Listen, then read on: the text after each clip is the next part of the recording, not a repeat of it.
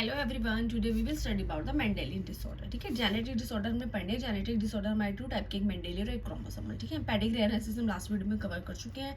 अब Mendelian disorder किसकी वजह से? Due to mutation in the single gene में म्यूटेशन होने की वजह से कौन से डिसऑर्डर होते हैं? Mendelian disorder. ठीक है, और इनको जो है मतलब आने वाली मतलब उसमें पीडीओ में कैसे पता चलाएगा? By the pedigree analysis. First हमने पढ़ा हीमोफीलिया। हीमोफीलिया में क्या होता है? सेक्स लिंक्ड रिसेसिव डिसीज है, मतलब सेक्स से लिंक्ड होता है, सेक्स क्रोमोसोम पे प्रेजेंट होते हैं इसके जीन, और रिसेसिव डिसऑर्डर है ये। और ये अनअफेक्टेड कैरियर फीमेल से किसमें ट्रांसफर होता है? मेल प्रोजेनी में। इसमें क्या होता है? एक प्रोटीन जो है ब्लड कोटिंग में इन्वॉल्व होता है, जो कि इफेक्टेड हो जाता है। इफेक्टेड होने की वजह से, सिंपल कट लगने की वजह से भी क्या होता है? नॉन स्टॉप ब्लीडिंग होती है। ठीक है, तो जैसे मैंने बताया कि मेल अनअफेक्टेड कैरियर से किसमें? मेल प्रोजेनी में ट्रांसफर हो रहा है। ठीक है, तो अनअफेक्टेड अभी ये किस पे प्रेजेंट है? एक्स लिंक्ड होता है। कैसा है ये? एक्स लिंक्ड रिसेसिव है, तो एक्स क्रोमोसोम पे इसकी क्या होगी? जीन प्रेजेंट होगी एक्स एच। कैरियर फीमेल यानी कि हेटेरोजाइगस कंडीशन में कैरियर फीमेल है, उसका अगर हम क्रॉस कराएं नॉर्मल मेल से, तो उसमें हम देखते हैं क्या बनता है? कैरियर फीमेल बनती है, और मेल कैसा बनता है? अफेक्टेड। मेल कैसा बनेगा? अफेक्टेड मेल बनेगा। ठीक है, मेल कैसा होगा? अफेक्टेड होगा, और एक नॉर्मल फीमेल और एक नॉर्मल मेल बनेगा। ठीक है, तो ये जो कैरियर होती है यानी कि हाइड्रोजाइगस कंडीशन में जब फीमेल होगी, ये ट्रांसफर कर सकती है किसमें? मेल प्रोजेनी में। डिसीज को किसमें ट्रांसफर करेगी? और जो हमारी फीमेल बनेगी वो कैसी होगी? अनअफेक्टेड कैरियर होगी। ठीक है, तो फीमेल को अगर हीमोफिलिक होना है, ये वेरी रेयर होता है। इसके लिए क्या होना चाहिए? मदर एटलीस्ट कैरियर होनी चाहिए, और फादर क्या होना चाहिए? हीमोफिलिक, जो कि अनविएबल इन द लेटर स्टेज पे वो अनविएबल नहीं होता, क्योंकि उसके बहुत ज़्यादा ब्लीडिंग होती है कोई भी कट लगने की वजह से। और क्यून बैक्टीरिया क्या थी? हीमोफिलिक कैरियर थी, और उसके बहुत सारे डिसेंडेंट थे जिनमें क्या था? हीमोफिलिया पाया गया था। नेक्स्ट डिसीज है हमारे पास सिकल सेल एनीमिया। अब सिकल सेल एनीमिया क्या होता है? Substitution of glutamic acid GAG by valine GUG at the 6th position of the beta chain of the hemoglobin। जो हमारा हीमोग्लोबिन होता है वो एक तरह का प्रोटीन है, उसमें दो चेन होती है, एक अल्फा एंड द बीटा। और बीटा चेन क्या होती है? इसमें डिफेक्टेड हो जाती है, क्योंकि इसमें ग्लूटामिक एसिड की जगह कौन सा आ जाता है? 6th पोजीशन पे वैलिन। ठीक है, ये भी एक ऑटोसोमल रिसेसिव है, इसको जीन कंट्रोल करती है HBA HBS, इसकी दो एलील है। अगर HBS कंडीशन होगी तो डिसीज होगी, और चांसेस होता है ट्रांसमिशन टू एनी प्रोजेनिस 50%। इसमें ऐसा नहीं है, क्योंकि ऑटोसोमल है तो इसमें ऐसा नहीं है कि मेल से फीमेल में जाएगी या female to male, male female दोनों में प्रेजेंट हो सकती है।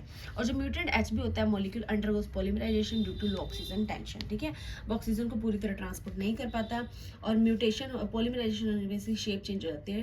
कौन सी शेप बन जाता है? Sickle shape. कौन सा जाता है? Sickle shape. ठीक है, तो इसमें जैसे कि ये भी रखा है बुक में, GAG रिप्लेस हो जाता है किससे? GUG, जिसकी GAG से कौन सा आता था? हमारा ग्लूटामिक एसिड। अब यहाँ पे कौन सा लग गया है? वैलिन।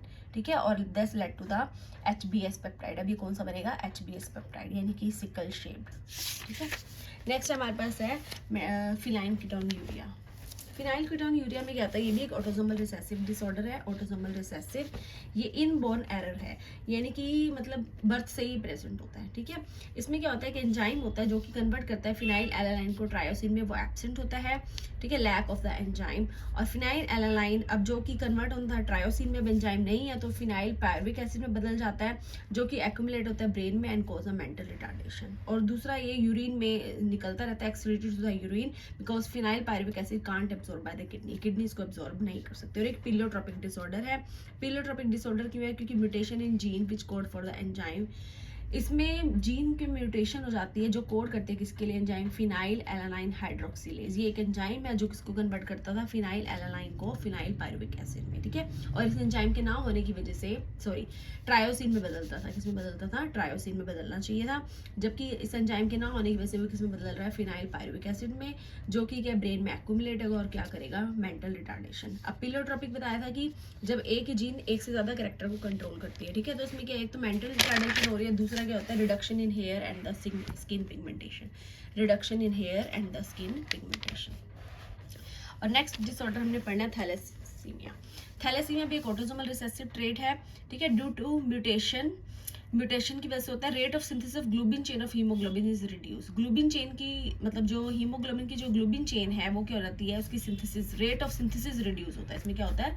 Rate of synthesis. ठीक है, तो ये क्वांटिटेटिव डिसऑर्डर है।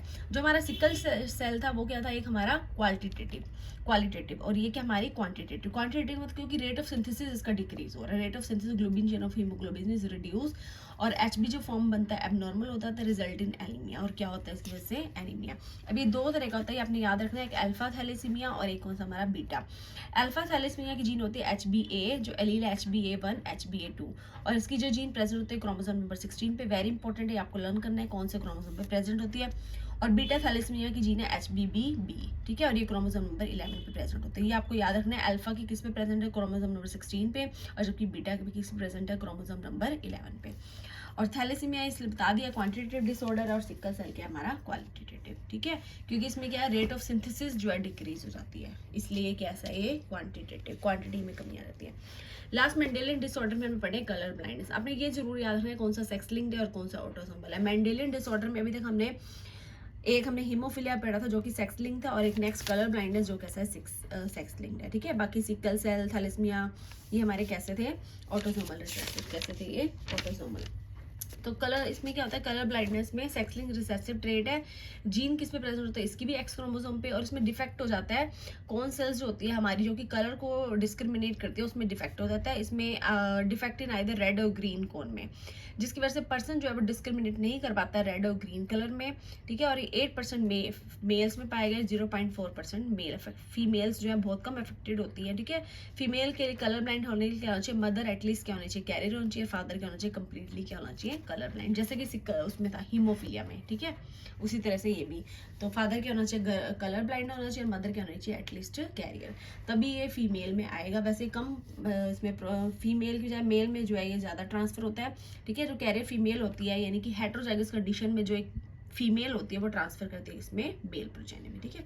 तो ये थे हमारे मेंडेलियन डिसऑर्डर, और नेक्स्ट हम पढ़ेंगे यहाँ पे और जेनेटिक क्रोमोसोमल डिसऑर्डर, ठीक है। अब क्रोमोसोमल डिसऑर्डर जो होते हैं वो कैसे होते हैं, ड्यू टू एब्सेंस, ठीक है, ड्यू टू एब्सेंस, एक्सेस और एबनॉर्मल अरेंजमेंट ऑफ वन और मोर क्रोमोसोम, ठीक है। या तो एब्सेंस होंगे क्रोमोसोम, या एक्सेस होंगे, या तो बढ़ जाएंगे या कम हो जाएंगे, या फिर उनकी एबनॉर्मल अरेंजमेंट हो जाएगी, वन और मोर क्रोमोसोम, जिसकी वजह से क्रोमोसोमल डिसऑर्डर्स होते हैं।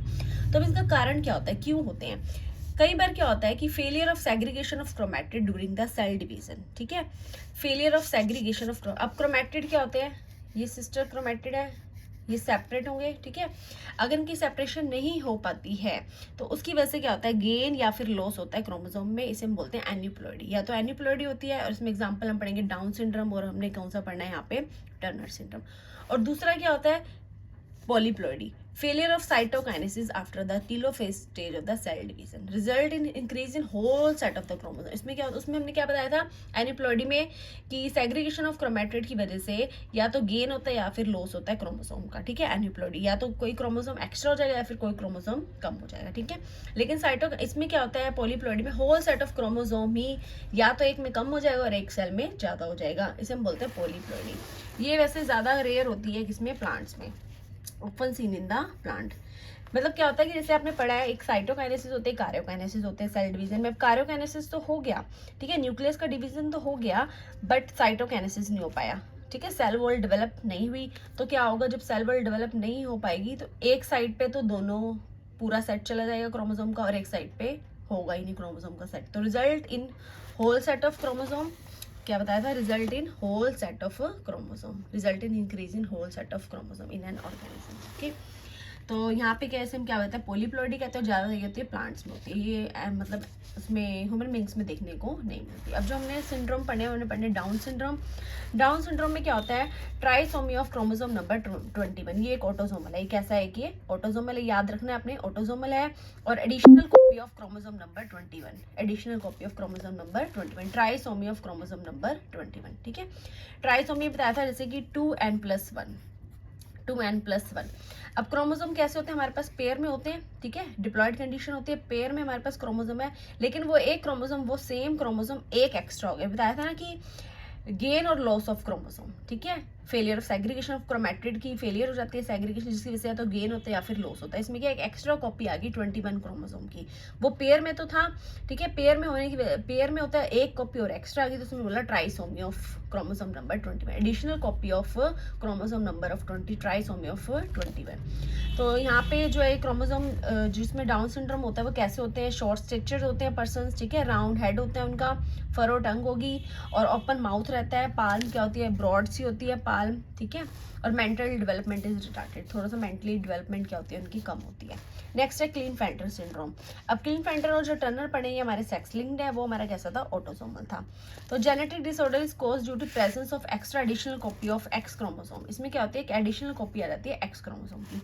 आपको पता है 44 हमारे कैसे है, ऑटोसोमल होते हैं, एक्स और वाई बाद में हमारा कौन सा होता है, सेक्स क्रोमोसोम, ठीक है। तो इसमें मेल्स में प्रेजेंट होता है, किसमें प्रेजेंट होगा, ये मेल्स में होगा। मेल्स में क्या आना चाहिए, एक्स और वाई, लेकिन इसमें क्या होता है, एक्स क्रोमोसोम एक्स्ट्रा आ जाता है। तो कंडीशन क्या बन जाती है, 44 प्लस एक्स वाई। टोटल कितने क्रोमोसोम हो गए यहाँ पे, 47। इसमें कितने क्रोमोसोम होते हैं, 47, ठीक है। अब ये मेल में है, इसमें एक एक्स क्रोमोसोम एक्स्ट्रा हो गया। मैस्कुलाइन डेवलपमेंट तो होती है, लेकिन फेमाइन डेवलपमेंट के साथ साथ में कौन सी होगी, फीमेल, जैसे कि डेवलपमेंट ऑफ ब्रेस्ट, ठीक है। Gynecomastia is also expressed, such individuals are sterile, और ऐसे मेल्स कैसे होते हैं, स्टीराइल होते हैं। नेक्स्ट है टर्नर सिंड्रोम। टर्नर सिंड्रोम में अब जैसे क्या था, इसमें एक एक्स्ट्रा कॉपी आ गई थी एक्स क्रोमोसोम की। इसमें क्या है, एक्स क्रोमोसोम जो है एब्सेंस होता है, cause due to absence of one of the X chromosome. X chromosome क्या होगा, X. 45 with XO, 45 with XO, मतलब 45 विद XO यानी कि 44 प्लस XO, ठीक है। टोटल क्रोमोसोम कितने होते हैं इसमें, 45 होते हैं। वैसे कितने होते हैं हमारे पास, 46 होते हैं। 44 प्लस सेक्स क्रोमोसोम का पेयर, कितने हो गए हमारे पास, 46, लेकिन यहाँ पे कितने हो गए, 45। यहाँ पे एक्स क्रोमोसोम क्या एब्सेंट है, नील, 0, ठीक है। 45 विद XO, 44 प्लस XO, एक एक्स क्रोमोसोम नहीं होता। तो ये फीमेल्स में होता है, और ऐसी जो फीमेल्स होती है वो स्टीराइल होंगी। जैसे कि मैंने पढ़ा क्लीनफेल्टर में एक एक्स क्रोमोसोम एक्स्ट्रा हो गया था, तो मेल कैसे थे, स्टीराइल थे। अब यहाँ पे फीमेल में, और फीमेल कैसी होगी, स्टीराइल होगी, ठीक है। वो क्या है, रिप्रोडक्शन प्रोसेस शो नहीं करेगी, are not able to produce the offspring, ठीक है। ओवरीज कैसी होंगी, रूडिमेंट्री, ओवरीज कैसी होंगी, रूडिमेंट्री। तो आपने लिखना है ओवरीज आर रूडिमेंट्री, इसके क्या क्या कैरेक्टर्स हैं, ओवरीज आर रूडिमेंट्री, ठीक है। और feature lacking of other secondary sexual, और absence of secondary sexual character भी क्या होंगे, एब्सेंट होंगे, ठीक है। Thank you.